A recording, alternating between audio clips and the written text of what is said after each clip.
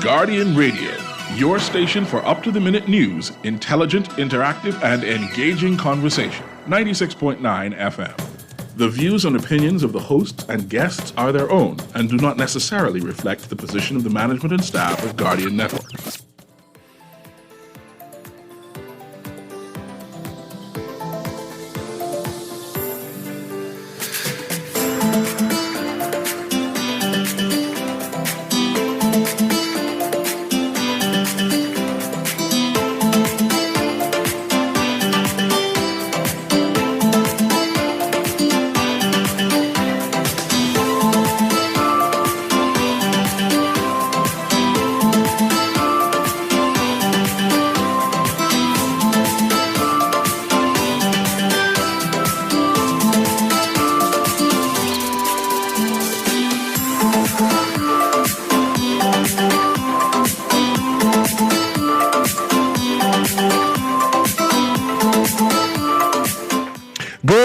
And welcome to Guardian Radio AM. Today is February 2nd.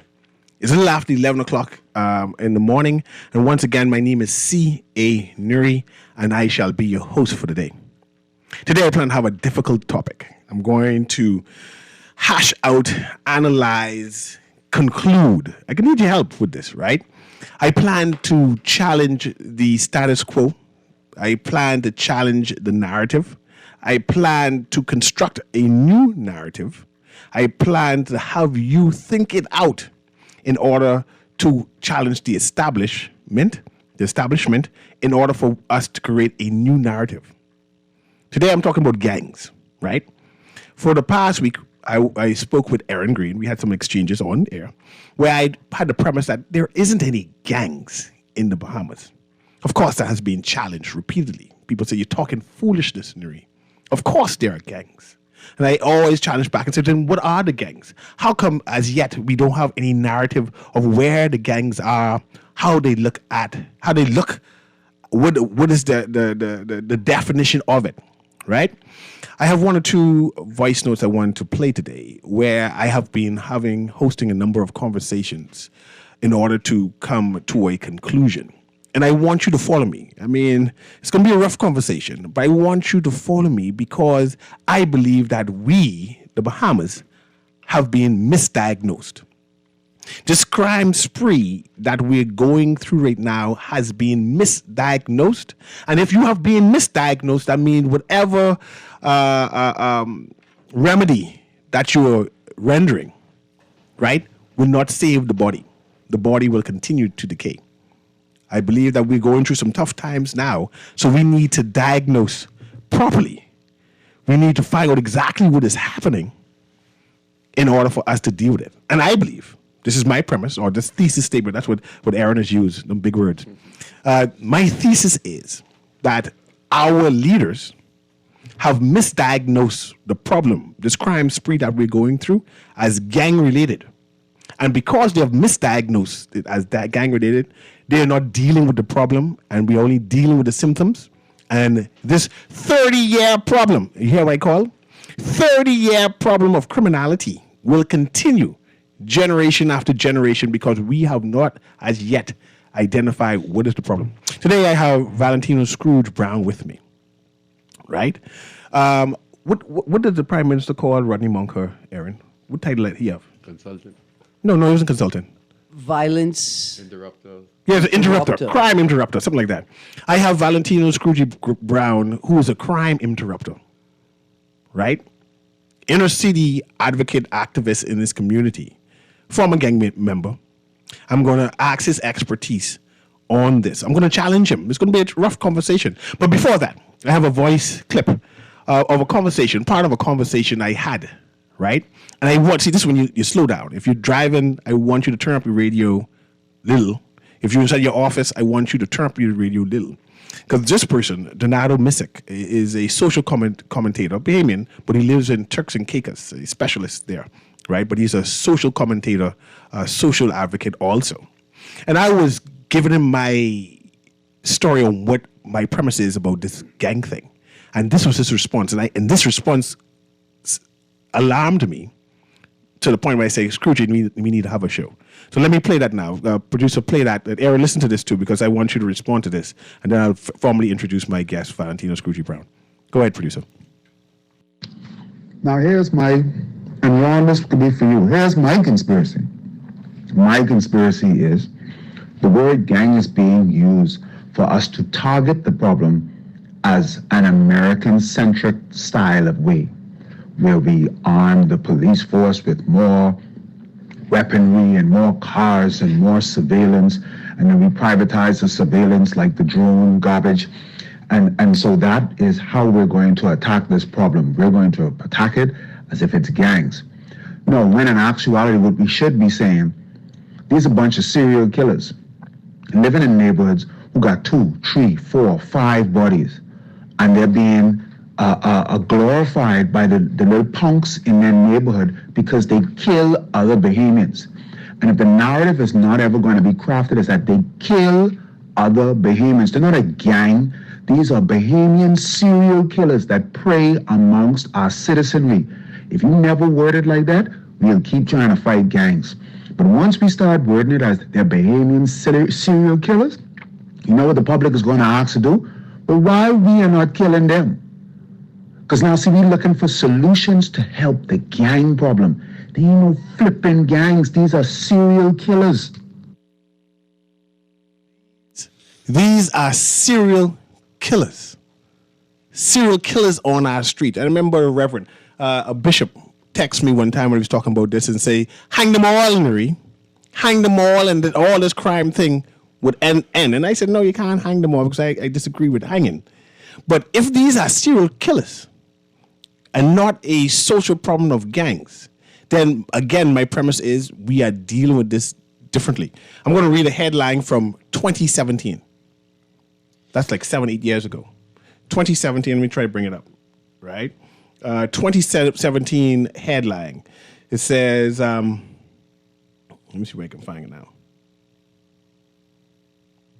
Aaron, I tried to get that thing off. Can you see that? Oh, I haven't sent it to you. I see it. Okay. You want me to read this? Yeah, please. All right, so the article, I see what you mean. The article is entitled, Authorities Blame Gangs for the Bahamas' Bloody Start to 2017. A wave of gang-related murders in the Bahamas has forced the military onto the streets, a worrying development in a country where violence is reaching critical levels.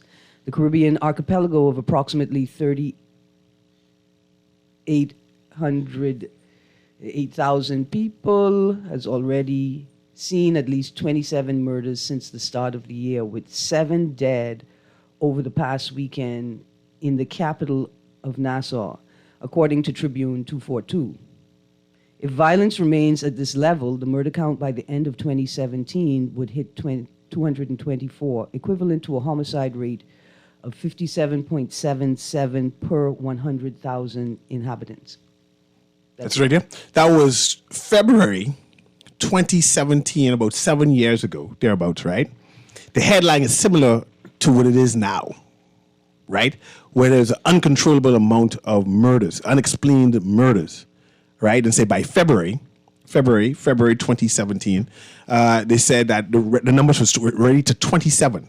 We are on track of doing that now. So now let me introduce my guest, Valentino Brown. Go ahead, Valentino. Make sure it's mic on, producer. Go ahead.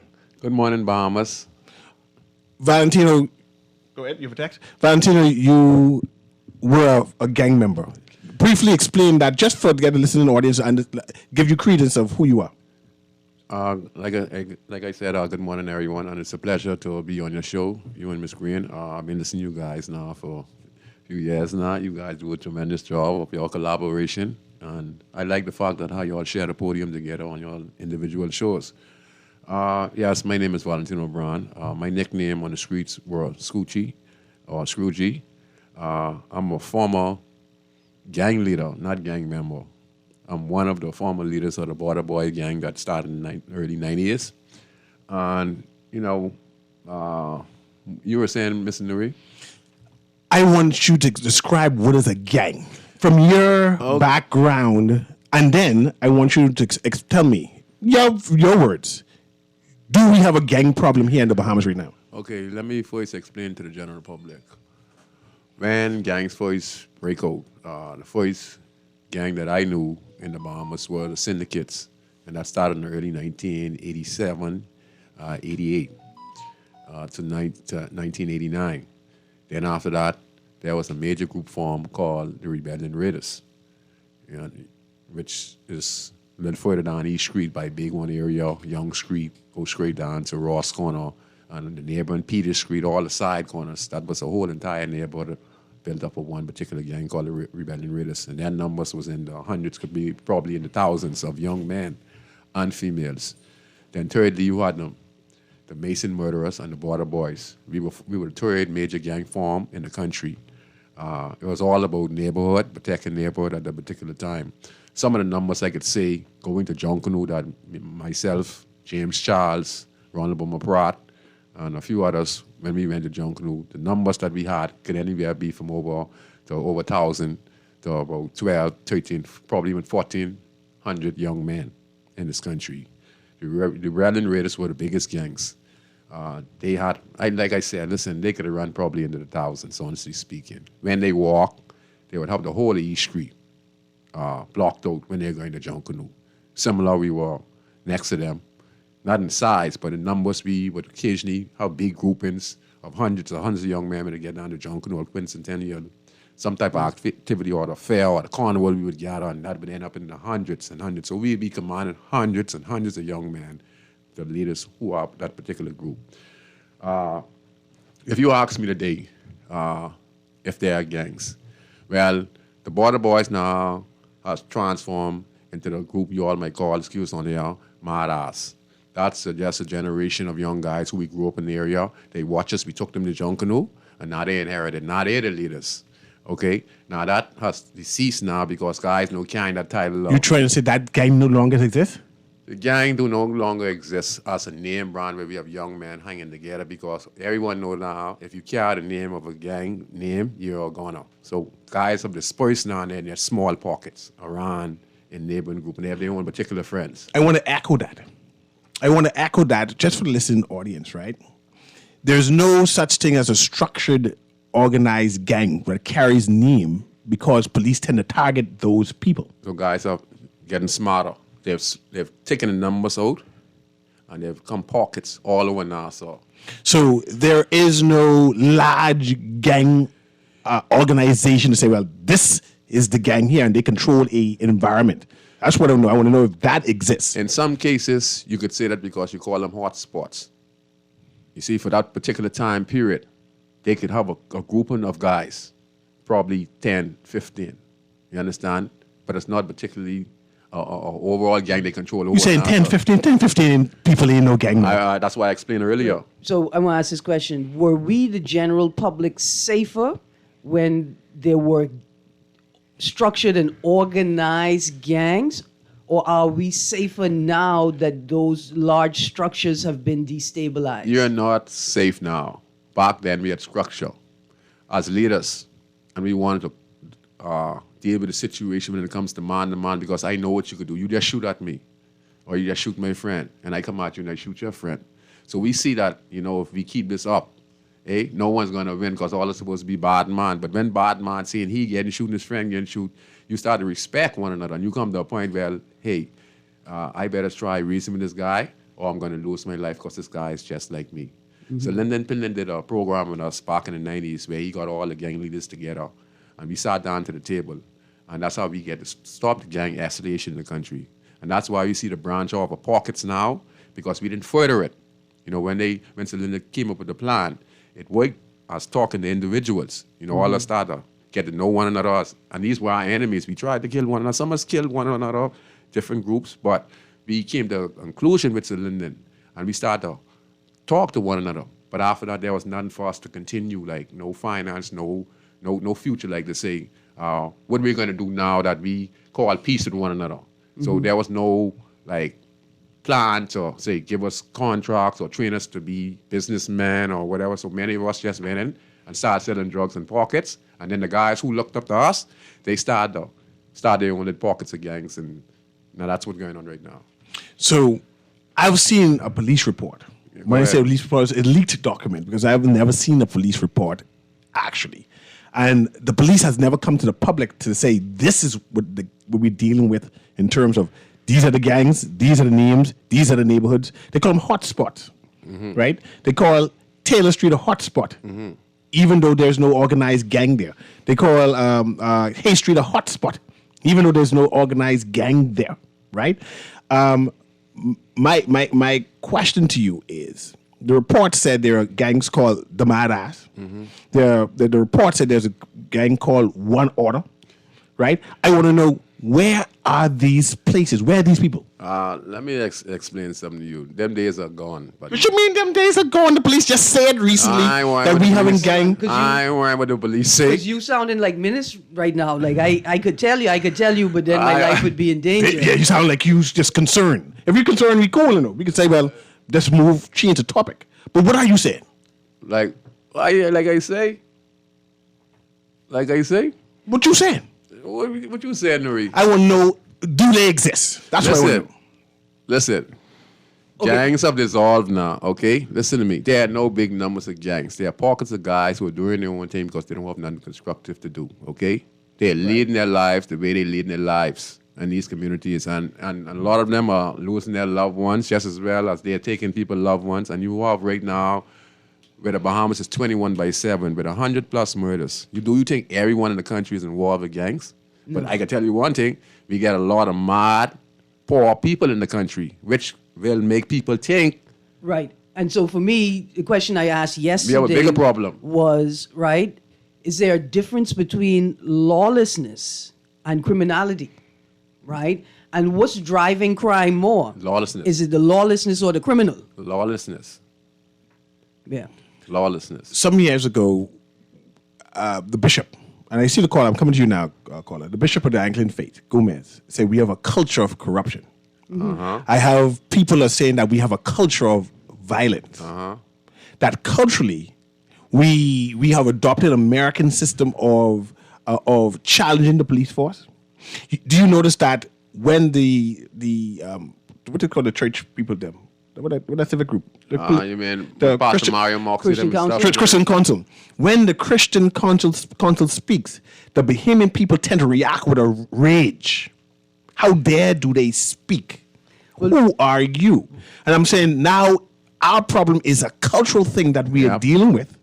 That if we do not diagnose what we're going through as being a cultural nuance, instead of labeling all the crime and criminalities happening as gang, we will not address and solve the problem. When you ask Scrooge to identify the gangs, right, I can tell you I could identify plenty gangs in this town because gang culture has been entrenched in every space.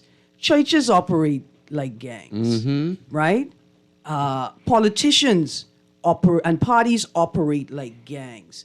People and civic organizations, people are clicking up and forming entities for whatever purpose, but those entities operate like gangs. There's violence within this space, right? There's no commitment to and then what's worse is there's no commitment to a core central principle, right? Which then, just the same way that the large groups broke down and now you just have pockets. You have people operating in these spaces like gangsters, even though that's not the intention of the organization. That's right. We have a caller here. I know the caller been holding for a while. I'd like to explain that, Ms. Green. Let me put the caller through for me, please. Go ahead, caller. Can you hear me? Yeah. What you saying, Newry? Blessings, man. What are you saying, Schoolboy? Morning, everything good? Hey, Scrooge, what's happening? Everything good, brother? Aaron. Morning. All is well? Yes, sir. Newry, I was listening to that clip with the fella play, right? For somewhat, I will agree with him, right? Why I'll agree with him, and what Scrooge was telling you all was so true. We ain't got no more gang, man. Them gang them done finish with. What people doing now, they hire in fellas now to do dirt. And not only that, you look at the amount of murders that take place last month. Ain't none of them was no gang related murders. You all saying something contrary to what the police is saying. I hear you. Worry about what the police saying, man. Worry about what the people who have been on the streets would know what gang is all about. See, like school would say, he was a part of the thing back in the day. I wasn't no Mason murder, but I was living in Mason. I was living in A Street, so I was a part of all them gang them, but I never killed nobody, and I don't know nobody like that. But so to say, I hear about it. But what I say in the U.S., Newry, ain't no more gang like that, Ron. So what are we dealing with then? That's what we dealing with. We dealing with persons with getting higher. These young fellas getting higher to shoot down, kill up one another. I can tell you this because I still go up in Mason. I still be listening to the fellas them running their mouth when they get one certain type of drugs now with themselves. When fellas take them drugs, take the law, they ain't no law, nobody. Fentanyl? They will do their thing. Fentanyl. Right. See, so I mean, Nuri, I listen to the Prime Minister and all them. I listen to them every day when they're in the host assembly. What they dealing with now? They dealing with fear. They operating on fear. Even the commissioner, cause it ain't got nothing to do with no gang no more. Look at how the people them dying last year. What that be? You get women getting shoot up. You get families killing up one another. It ain't had nothing to do with no gang. They trying to put these things. Where the gang is? So two when questions. last you hear about the Raiders? Two questions. When last you hear about the Warhawks? When last you hear about that gang was from being down? What they name them? Gunhawks. When last you hear about them? You know, like who say the fellas them, they stop boarding with the gang thing. So what they doing now? They staying in their little corner. And if you right, that's how they operate. They ain't no more gang. I appreciate that. But another thing too, right? What I want to tell you is, I was talking about the violence and other things, but crime and thing, right? Okay, you have fellas them with committing crimes, right? But they are not violent, so to say, killing. Okay. They're not murdering people. You have some fellas out there would operate in the area a criminal-minded person, right? That is not a person would say, so to say, you know, they're killing. See, a killer is different from a criminal. See, a criminal is one would just go there and commit probably armed robbery, breaking people's house, or stealing things like that. That's a criminal-minded person. But when you find a murderer is somebody out there was either hired or different things like that. See, now, violence is something we can never get rid of. Violence will always be with us. If you look in the book of, whenever you get some spare time, go in the book of Amos, go in the book of Amos, chapter 3. God say, if you see violence in the land, that is what I allowed. So violence, we can never get rid of violence. Let me respond to that, Skillbook. Thanks very much, eh? Well, listen, in the book of MLK Jr., he said, what peace is not the absence of violence, it's the presence of justice. That's right. Right? So I wanted to ask the question. Go ahead. Has technology enabled the shifting, or is technology integral in how these new pockets are organized, right? So you don't need to have a gang meeting with 100 people, 200 They zooming? people. You said these gang members zooming? Well, they WhatsApping maybe, you're right? They're using technology to communicate with each other. And we don't have the technology to intercept that, Aaron, that you're trying to say? I mean, I know who does have the technology to intercept it, but we don't have it. So the next question is this. Go ahead, Ms. Green. We talked about the introduction of a new substance into the community, right? That may be enabling young men to engage in activity that they would not be able to if they were not intoxicated. You call the name fentanyl. We don't make that here.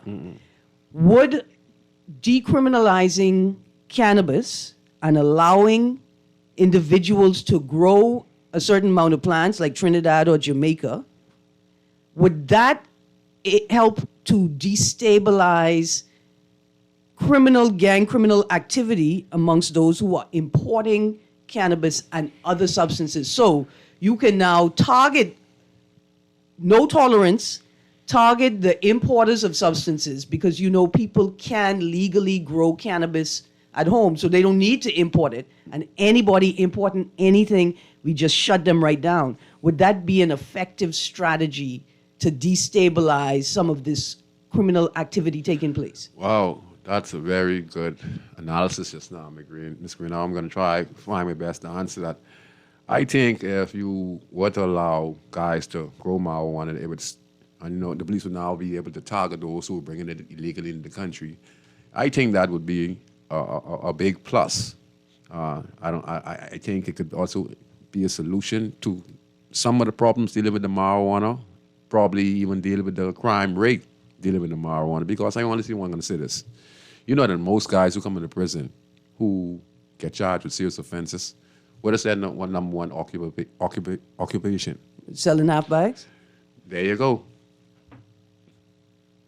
Huh? You know what I mean? That's his occupation because that's the only thing you know how to do. That's his Hold trade. on, and let me tell you all why a D is not satisfactory. Because if you ever read Freakonomics, you'd know that the person making minimum wage in the States at McDonald's making more money than the person selling half bags. That's right. But they have money in their hand every day. That's what the issue. Let's go to the caller there, producer. Go ahead, Corey. Can you hear me? Yes, good morning. How are you guys? There's a great discussion this morning. Good. We don't make fentanyl in the Bahamas, and we don't make guns in the Bahamas. You understand? So that the U.S.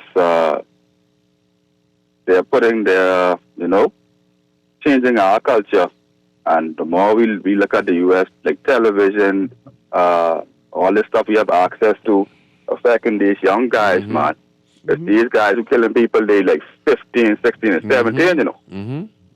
These young fellas, man, these little boys in high school and thing, man. You understand? Giving them little $500 and thing, or one little motorbike. He's biking like, you can see, police can pass niggas on the side of the road, riding bike, it ain't like they ain't no helmet or nothing. You understand what they saying? And don't stop these fellas. So what you think he told him? Pardon? I say, what you think he told on him?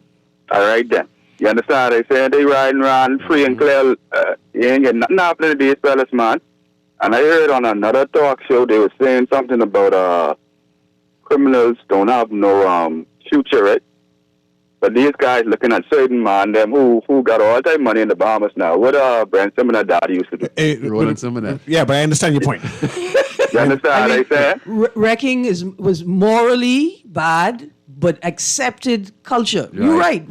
At some point, the things... What was illegal can become legal. Exactly. legal. Right. I mean, I think that the legalization of numbers was mishandled and created a space where people develop their own ideas about morality, right? It's a space like that where people say, hold on, but one day numbers was illegal. And these by them just living their life, and now all of a sudden... They embraced by government. Numbers men are being celebrated as heroes in the country. Caller, let me respond to that. Thanks very much, though, for your call. Scroogey. Yes, sir. There's a segment of society which would suggest that there's criminal element that is being protected. Of course. By a political force. We're protected by a police force. That there are criminals who can call senior lawyers by their first name who turn parliamentarians and say, but that's my friend. He used to be my lawyer. I know him. That their entire career was defending a particular segment of society. I think my old lady's called it drugs. So he's a criminal lawyer? He's a criminal lawyer. Yes, the whole career was defending the drugs. How you pronounce it? So what you trying to say, Mr. Newry? I ain't saying nothing. I'm just saying that. I just want to point out that you don't know nothing about drugs because you can't even say the word. It ain't drugs. It's drugs. The drugs of society. You know, that's what you're the drugs. The dredges of society. Yeah, whatever that word is. Yes, right? Yes. So when you see parliamentarians, when you see a notorious gangster being shot down, right? And the whole Bahamas know that they're notorious gangsters being shot down. And then you see parliamentarians saying, oh, they're my constituents. I came out here to support the family. And I'm out here trying to be a good citizen. And I said, but what you doing out here? How do I feel? Well, I respond. You remember? Go ahead. No, go on, Scooter. You remember I told you we were sitting on with the table and the old PLB party for a good cause. So what you're saying is evident right there. And all us had different criminal background, extensive criminal background, Mr. Newry. This is why in a small island developing state, when conflicts of interest cannot be avoided, you need mechanisms public mechanisms to manage conflicts of interest. right? And the politicians do themselves a disservice. The same conversation that Minister was trying to have in the paper about awarding of contracts. No political party should be awarding a contract to somebody who has a record or is on bail. No government, no administration. There should be an independent, temporary, and emergency employment program. You trying to say my MP can't hire me? That prioritize. No, your MP can send a reference to the program and say that I acknowledge that this person is a member of my constituency. I acknowledge that this person needs a job and is marginalized from employment because of his record. And that's the only thing the MP should do. Are you saying that as a former or a criminal-minded person, I can't be a campaign general? You trying to say you ain't gonna let me campaign for you? A party that wants to maintain its integrity will avoid that at all costs and create mechanisms to enable all citizens without any party affiliation whatsoever. I agree. And that's probably one of our main problems with our country today, because most of the politicians who live in these inner city communities, they look for the wrong set of people to be their campaign generals. Okay? Do you believe there are criminal-minded people during campaigns and in elections? People who are desperate to show face to get like I say, something in return. There are people in these inner city community, they're vulnerable themselves because, they're vulnerable themselves, Mr. Newry. Newry, you have to understand, ain't nothing happening inside these communities, Unemployment are high. Don't mind what the government's saying about this and that and all that. Come on, Mr. Newry, look through the corners. You want to see all the kids, them and everyone hanging up on the corner playing dominoes and stuff like that? All day. All day, ain't no work happening. Let's go to the callers then. Go ahead, producer. Patch the caller through. Go ahead, caller.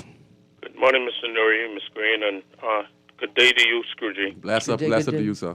Yes, sir. Mr. Newry. Yes, man. We don't have a gang problem in the Bahamas. We have a societal problem in the Bahamas. Say it again, sir. Explain myself. Say it again, sir. The police say differently. Pardon me? The police say differently. They have a right to. Okay?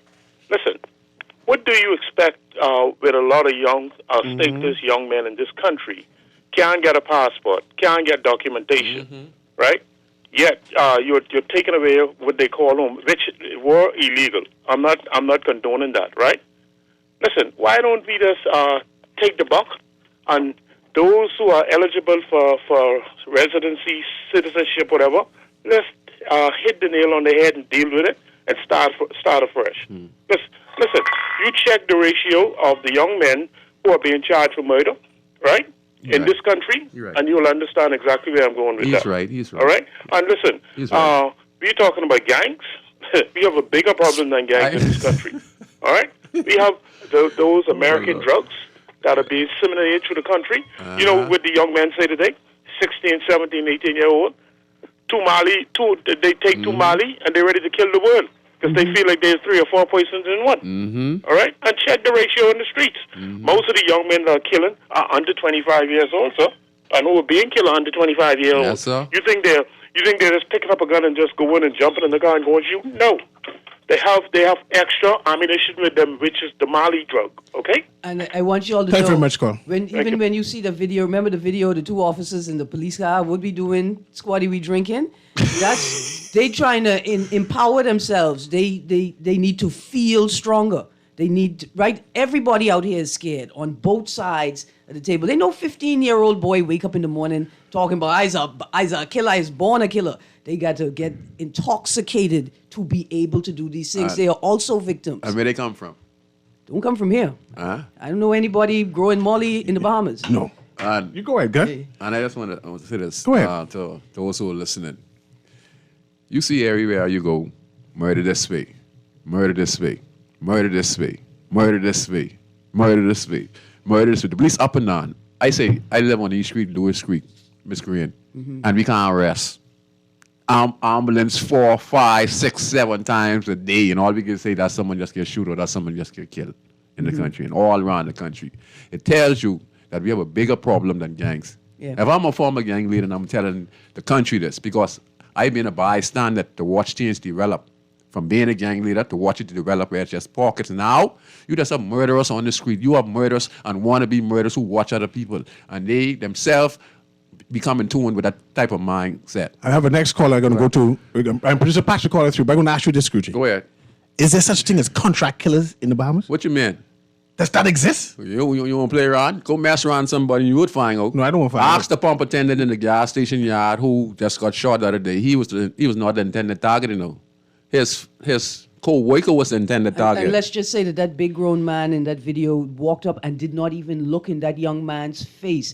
Let me tell you, you are a coward. All right. You think you could kill a man and not look in his face as you doing it? And that's the wrong person. And then you get the wrong person on top of it? The car spotted him the first time. It's That means he planned to come back again. That's a social problem. We have a social problem. Let's go to the caller now. Go ahead, caller. Can you hear me?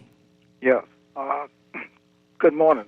Good morning. Aaron, Newry, Scroogy, under the Bahamas. Scroogy, you remember when you and Carlos Reed was on Dwight's show a couple of weeks ago? Yes, sir. And I called in. Yes, sir. Because Dwight had mentioned about my recommendation what the government should do with putting out posts and getting the members of parliament to call constituency meetings and neighborhood watch programs and put it together. Yes, sir. Well, anyway, here we are, and we still, I'm quibbling over this and this record-breaking month with these killings. I would just like to say that when you talk about gangs, a friend of mine have a saying that the biggest gangs in this town is the red group and the yellow group. See what I'm saying? Yes, sir. Go ahead. But I really calling to say too that when you talk about we have a social problem here in Newry, it is true because we have to hold our leaders to higher standards. Yes, sir. And they say the fish rot from the head. Now I want you all to think on this. Tomorrow is going to be the 1-year anniversary when they said that someone threatened the Prime Minister. Yes, sir. Right? And they targeted me. It was me, Aaron, that they had and came and tried to break down my door 5 days later. Next week, Thursday, will make a year. And they knew that I was only calling Aaron and Newry with my issue, and I don't need to mention it, right? Calling them, never called to the Prime Minister's office, asked for him. They know it. And that was, it's personal to me because I'm still trying to get my matter sorted out. It's a civil matter. Now, who would target me to say, well, and everybody know, the switchboard know, the person, I personally grew up in her auntie, B.K. Barnaby's sister house. Sir, She's the sir, one other second. sister house. 1 second, sir. I just want to say this to you. Hello? Let's not get into these details. No, I'm just saying. I know, but in your pursuit of justice, let's not potentially jeopardize your pursuit of justice by sharing these tales in the public domain. No, I understand. I'm going to digress from that. Good stuff.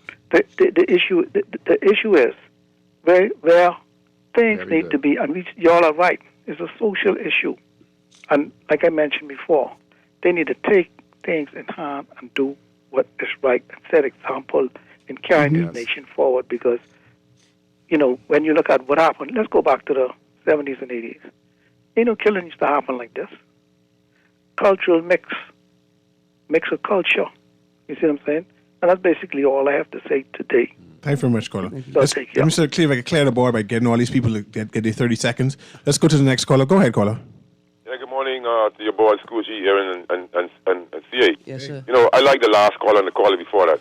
So it'd be a sin if I didn't call in. And so, Scoochie, thanks for painting a picture or portraying, et cetera, of the inner city, right? This morning I had a young lady approach me with her son asking me for lunch money. And so I was going into the Chinese with my daughter, I gave her what I could. But the thing is, it frightened me.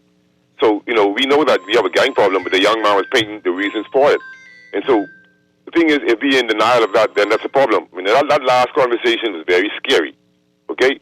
Now, Scoochie, you keep painting the picture, right? Because most people have no idea what it is. CJ say if they have contract killers. Hey, listen, a life's so cheap right now, right? But, the last caller said something very profound for somebody like me who grew up in the inner city and is always here. The cultural mix, mentality, and then the social neglect of social programs in the inner city. And then so they sit around, they come around, they smile, they walk, they talk, and the killers still stalk. Give thanks. Wow. We have more callers there. I want to read this. It's a quote. Says, cultural violence represents the existence of prevailing or prominent social norms that make direct and structural violence seems natural or right or at least acceptable. Earlier at the beginning of the show, I mentioned that we need to diagnose our problem.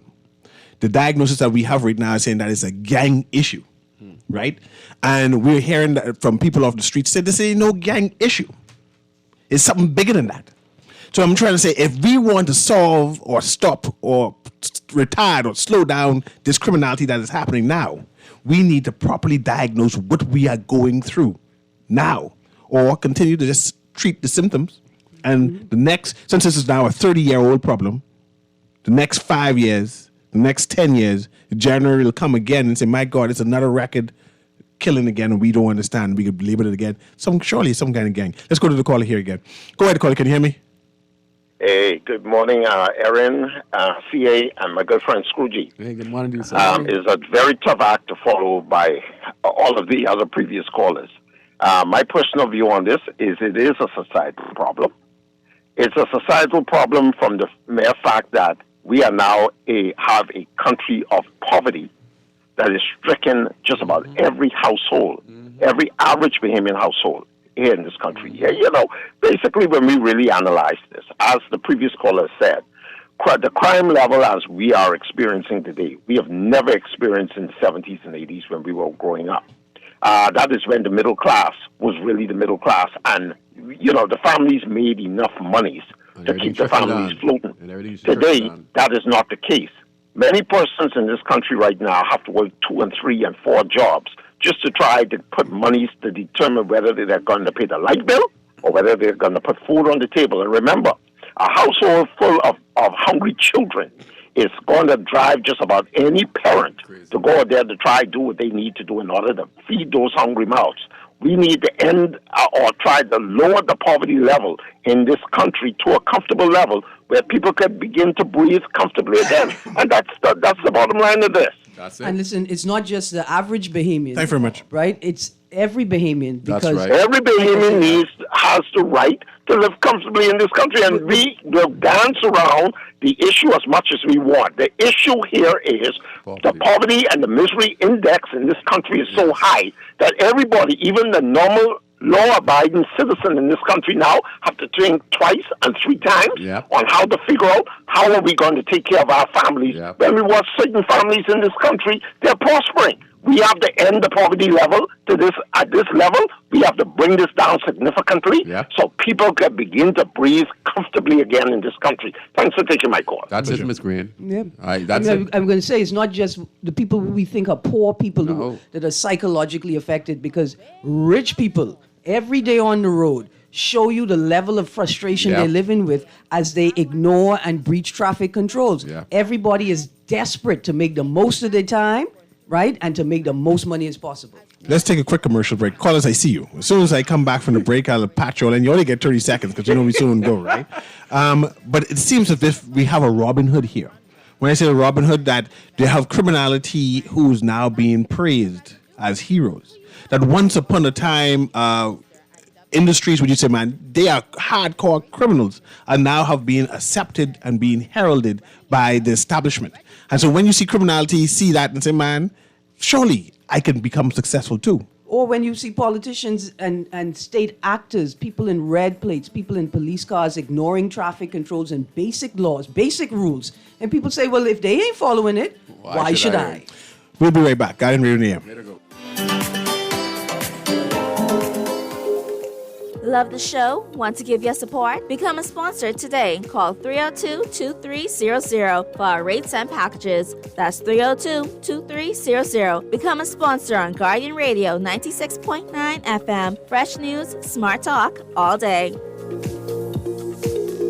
Run away from the norm and run in love on February 10th at 6 a.m. from Arawaki. Love is in the air. Friendship, love, and romance will take to the asphalt for 3 romantic miles as Four Seasons Race Management partners with the City of Hope for its 2nd annual Running in Love. Love is in the air. It's a 5K fun run walk. It's a Valentine's themed event for family, friends, and lovers. Sign up as a duo with who you love or who loves you. Register at www.fourseasonsracemanagement.com. City of Hope says, are you running in love too? Register today. This is Guardian Radio 96.9 FM.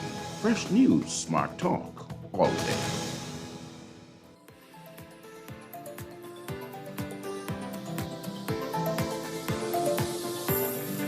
And welcome back to Guardian Radio AM. I know we have callers. I mean, I have 1, 2 text, so let's speed things up because we're running out of time. Let's go straight to the caller there. Go ahead, caller. Good afternoon, CA, and your guests. Good afternoon. I think y'all are right. I think Scrooge is right. There's a bunch of brain dead, brain damage. Some of them born with 3 cents. Now they smoking marijuana. Their brains never make no new brain cells. They're operating on 2 cents now. They're serial killers. They have no conscience. That's the way how they eat. They'll kill you for $500. But I think the police need to intel, get some intel, or get some informants out there who want to ask for it. Because there are some people out there doing it for free. For cheap. But a gang has to be organized. A gang has to make money. So we know if no gang not making money. These are individuals that are brain damaged because smoke marijuana at 12 years old, and they have no brain cells. They cannot read, write. What they can do is make $300 to impress their friends.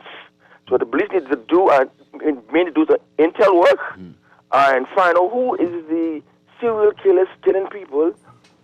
Why you waking? How you eating?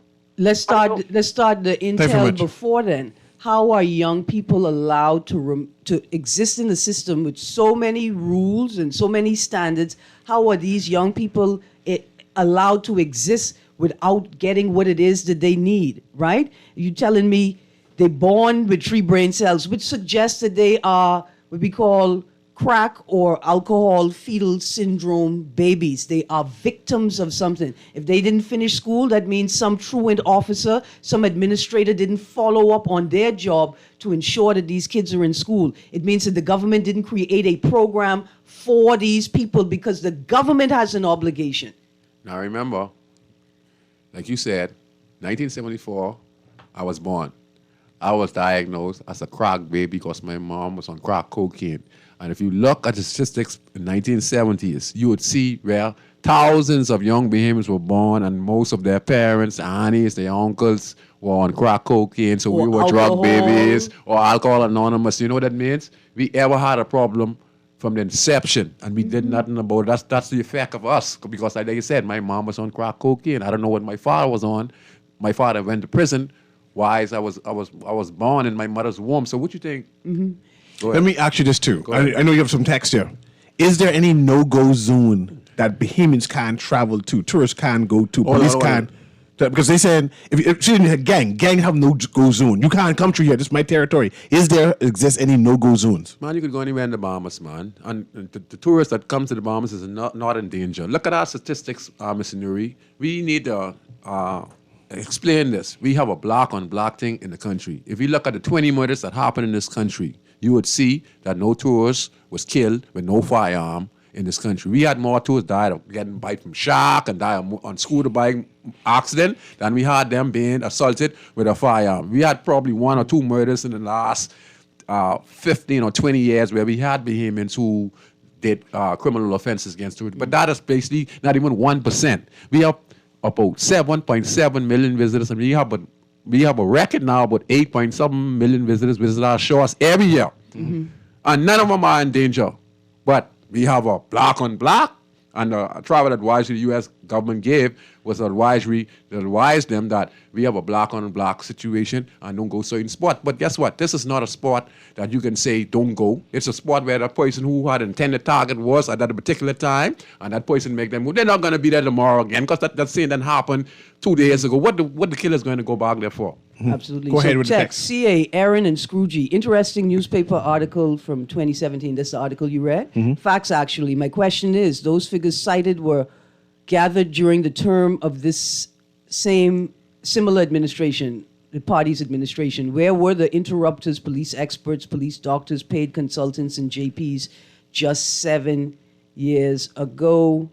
Another text. To me, it seems like the same car always leaving the scene of the crime, and the police can't seem to find these guys. It can be that the stateless youth may be involved. We have a lot of organized crime in this country. The airport robbery, the killings of men on bail. This is organized. That's from a texter.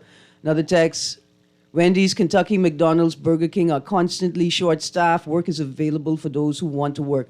Yeah, but those jobs tend to leave people what we call underemployed. Like you have a job, but you need 2 other jobs to make it work. We need to also focus on regulating wages and ensuring that people are being paid and treated decently. Well, let me pause there. Let me try to squeeze this last caller in. Go ahead, producer. Squeeze that person in for me, please. Producer, let's get that one. Go ahead, caller. You have 20 seconds. Hey, good day. Hey, good day. How y'all doing today? And good day to you, yeah. Good day, sir. I gotta say this. While I agree that there's not a name gang, like how you all used to have, like the Gunnocks and the Raiders and all that stuff, I agree with that. But I shoot pool in the city, and I know there's like I spoke to one of them the other day. Now, I ain't calling, but definitely ain't calling nobody name. But just say that's a senior man, a senior person, right? And I don't know how they get their money, but apparently there's a lot of young fellas that just look up to him. And he could authorize X, Y, Z. You see the little boys pull up on the motorbike, and at least put 15 of them always around in their presence. I don't know if you call that a gang, but it's a pocket gang. Look like one to me. You understand? They might never name like I all you had, like, you understand? And then that would be the same thing in another area. Okay, but I got to go. We're out of time again. I just want to read this. Says, consultant confirmed. Scheme to interrupt crime has yet to take effect. The crime interrupters getting paid and they ain't doing nothing yet. The text say Rollins Simonet was a great man. Producer, play the song Wrecking Money Never Done. I say Wrecking Money. Anyway, it has been Guardian Radio AM with C.A. Newry. Thank you very much, Aaron Green. I appreciate you, Valentina Scrooge Brown. My pleasure. Have a wonderful day.